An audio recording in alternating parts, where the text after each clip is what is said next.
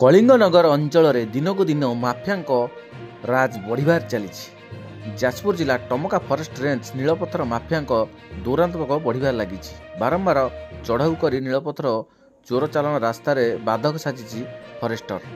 Mafia कबलू अल्पके बर्ती जाइछन्ति Tamka forester माणिक मुंडा। एने कलिंगनगर थाना अभियोग करने सह पुलिस तदंत आरंभ करिछि।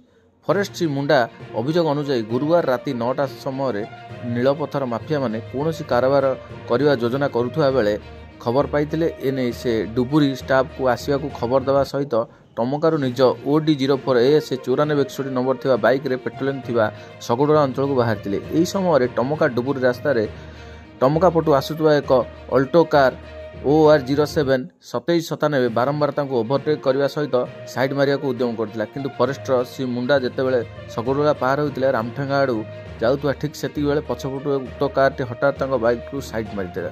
अल्पके बर्ती जाइथिले।